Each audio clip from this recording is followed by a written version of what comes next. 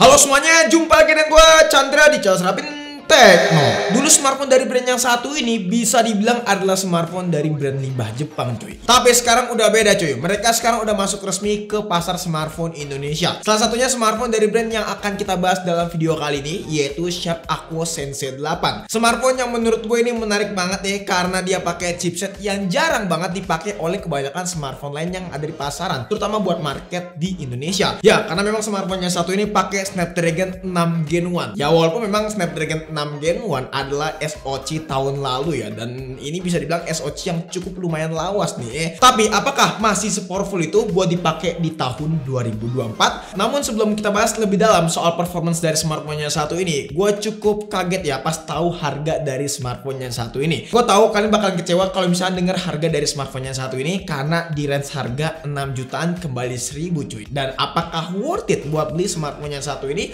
dengan harga segitu dan spesifikasi yang didapat? Kita mulai bahas dari segi desain terlebih dahulu. Si Sharp Aquos Sensei 8 ini cukup lumayan unik nih, karena secara look smartphone yang satu ini punya identitas yang cukup kuat nih ya teman-teman ya. Berbeda dengan smartphone lain di kelas harga yang sama, yang desainnya itu hampir sama gitu loh. Tapi smartphone yang satu ini tuh beda. Secara look ini bener-bener punya identitas yang bener-bener kuat gitu. Lalu buat materialnya, smartphone yang satu ini tuh kerasa solid banget cuy. Walaupun memang menggunakan material plastik, cuma di sini bener-bener kerasa solid dan bener-bener nyaman pas waktu kita genggam. Yang dimana bobot dari HP ini tuh bener-bener ringan cuy, karena cuma di angka 159 gram aja. Ya, ini ringan, compact, dan bener-bener nyaman cuy buat dibawa kemana-mana ya. Cuman permasalahannya apakah nanti smartphone ini overheat, kita bakalan bahas di pertengahan video pas waktu ngebahas performance ya. Buat kelengkapan port, smartphone yang satu itu bisa dibilang cukup lumayan komplit ya teman-teman. Ada lubang speaker yang dimana ini masih pakai teknologi mono ya sayangnya. Walaupun memang masih pakai teknologi mono, tapi menurut gua kualitas yang dikasih tuh udah oke banget cuy. Nggak usah khawatir lah untuk kualitas speaker. Tapi kekurangannya pas waktu kita setting ke 100%, di sini bagian layar dan bagian belakang itu kerasa geter gitu cuy. Jadi better mendingan setting di 80% aja buat volumenya. Cuman nggak apa-apa lah ya, ini wajar karena memang bahan materialnya adalah plastik gitu loh ya. Lalu yang unik dari smartphone yang satu ini, di sini ada slot SIM card nih ya. Slot SIM cardnya nggak biasa nih, karena slot SIM card ini bisa dibuka tanpa pakai SIM tray ejector cuy. Jadi tinggal dicopot aja pakai kuku dan ini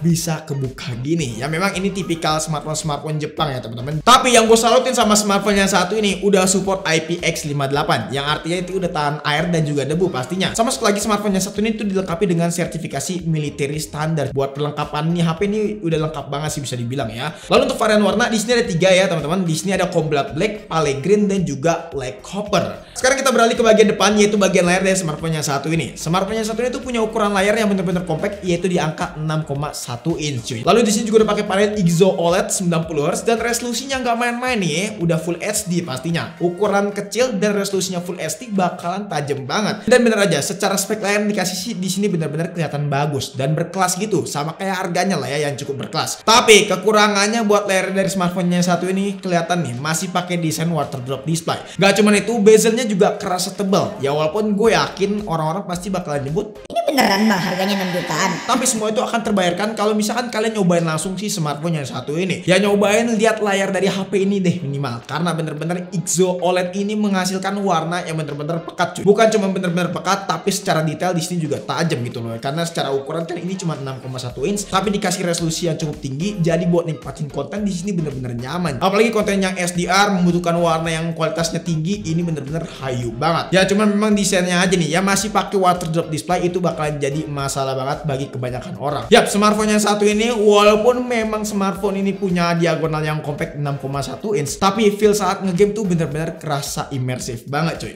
Oke, berkaitan dengan ngegame, SoC yang dipakai dari smartphone yang satu ini udah pakai SoC yang tadi gue disebutin, yaitu Snapdragon 6 Gen 1. SoC yang tadinya udah kita mention di awal, dan kira-kira sangat buat apa ya SoC yang satu ini buat di tahun 2024. Gue bakalan tampilin beberapa data benchmark terlebih dahulu, dari mulai aplikasi Antutu Benchmark versi 10 ya teman-teman. Di sini smartphone yang satu ini dapat di angka 430 ribuan. Ya bisa dibilang memang skornya nggak terlalu tinggi tinggi banget ya buat secara skor benchmark Antutu nih. Di Geekbench 6 pun juga demikian, untuk single core dapat di angka 945 dan multicore-nya dapat di angka kurang lebih 2574. Gak sampai di situ, di sini kita udah coba 3D Mark benchmark. Nah, untuk village testnya buat overall score-nya dapat di angka 2381 dengan average FPS itu di angka 14,26 FPS. Lalu untuk village test ekstrimnya buat overall score-nya dapat di angka 615 dan untuk average FPS itu dapat di angka 3,69 FPS coy. Dari data benchmark di atas kita bisa lihat ya, kalau misalkan kemampuan smartphone yang satu ini tidak terlalu wow banget dan kita cukup lumayan berekspektasi tinggi buat si Snapdragon 6 Gen 1 ini. Ya memang gue tahu Snapdragon 6 Gen 1 ini masuk ke jajaran SoC entry level. Tapi kalau misalkan dari segi angka doang kan kayaknya nggak fair ya teman-teman. Kita bakalan coba buat jalanin benchmark lain nih ya.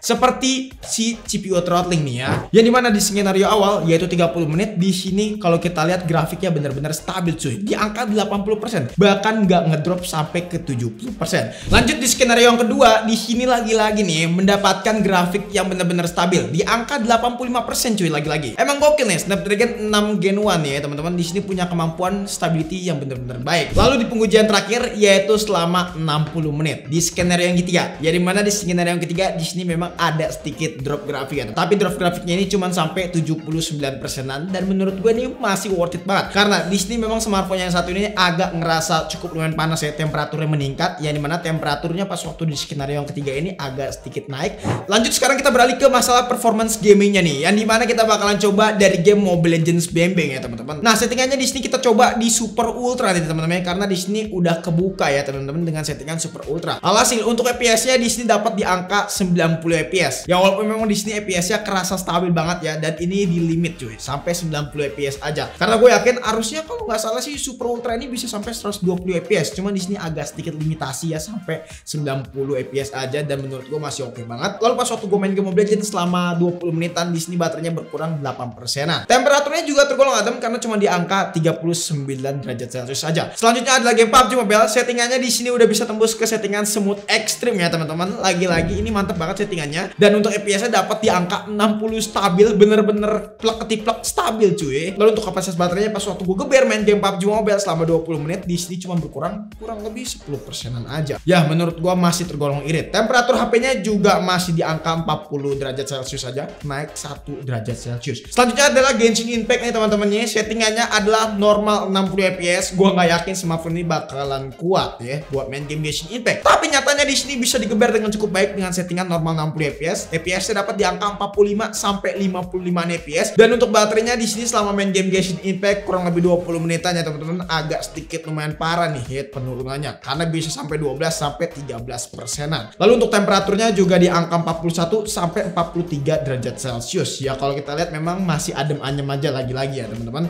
Dari sini kita bisa menilai kalau misalkan kemampuan Snapdragon 6 Gen 1 ini cukup lumayan di atas rata-rata, terutama kalau misalkan ngomongin performance saat game ya teman-teman. Tapi di balik kebiasaan tadi, punya performance nge-game yang benar-benar stabil dan juga benar-benar efisien. Stabilnya ini benar-benar dimaksimalkan dari SoC yang satu ini. Nah, sama kayak kapasitas baterainya yang benar-benar dimaksimalin nih, karena kapasitasnya di sini 5000 mAh. Gua nggak habis pikir sama Sharp bisa naruh kapasitas baterai segede itu dengan desain serampik ini cuy. Lalu untuk secara screen on time di sini bisa bertahan 10 jamannya teman-teman, layaknya seperti smartphone baterai dengan kapasitas 5000 mAh pada umumnya. Kalau misalnya penggunaan cukup over, ya di sini agak sedikit boros aja baterainya cuy. Tapi nggak apa-apa lah ya, kapasitas baterai 5000 mAh menurut gue masih bisa banget buat bertahan seharian. Lalu sekarang kita beralih ke bagian kamera yang bakalan jadi maksimal banget kayaknya nih ya. Soalnya tadi performance-nya kalau ngomongin stability kan udah maksimal ya. Nah soal kamera gimana? Apakah maksimal? Secara resolusi di sini punya resolusi sebesar 50,3 megapiksel untuk kamera utamanya dengan OIS juga. Lalu untuk kamera ultrawide-nya di sini punya resolusi 8 megapiksel dan kamera depannya di sini punya resolusi 8 megapiksel. Nah sebelumnya gue pengen ngasih tahu untuk sensornya di sini hampir 1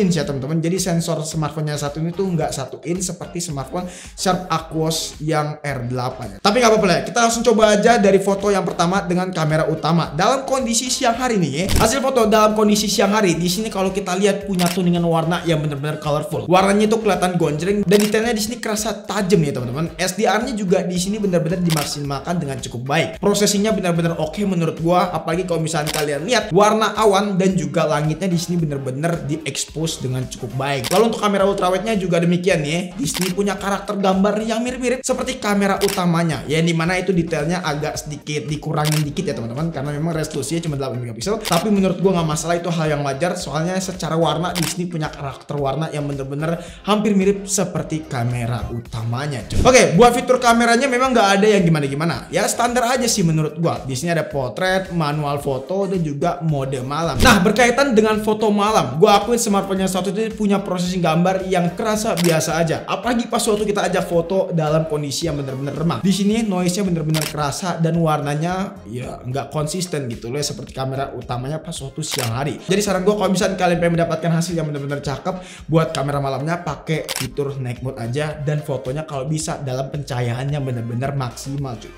Oke, ini dia buat hasil perekaman kamera dari si Sharp Aquos Sensei 8 ya teman-teman. Ini di resolusi 4K ya, 4K 30 fps. Hasilnya kurang lebih seperti ini. Kalau kita lihat sih stabil ya teman-teman.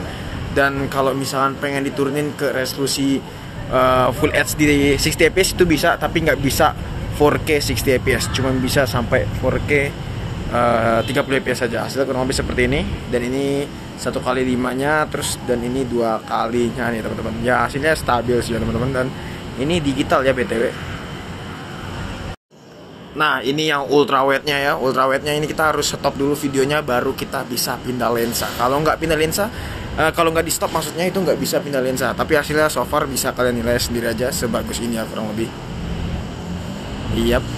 Dan ini kalau dari lensa ultrawide bisa pindah ke kamera utamanya. Dan ini zoom 2 kali. Sementara untuk kamera depannya sendiri di sini bisa Full HD 30 fps saja, nggak bisa 4K ataupun Full HD 60 fps ya teman-teman.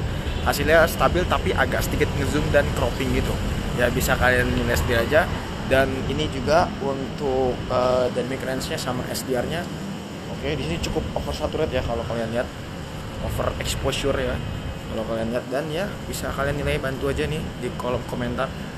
Kesimpulannya, memang gue tahu smartphone yang satu ini tuh bakalan jadi smartphone yang dibanding-bandingkan sama kaum mendang-mending pastinya. Karena soal harga ya cukup lumayan overpriced. Tapi tipikal smartphone Jepang memang punya value yang lebih bro. Terutama tadi yang kalau kita lihat dari segi hasil kamera yang bener-bener ciamik. Performance-nya yang stabil mampus, dan juga desainnya yang kelihatan punya identitas yang cukup kuat. Tapi memang ada beberapa kekurangan dari smartphone yang satu ini. Ya salah satunya terutama tadi fiturnya itu bener-bener terbatas. Cuman dibalik itu semua, gue akuin si Sharp ini cukup lumayan berani ya masuk ke pasar smartphone Indonesia yang satu ini. Kalau misalnya kalian tertarik sama smartphone yang satu ini, boleh banget klik link yang ada di deskripsi. Link pembeliannya udah gue taruh di sana cuy.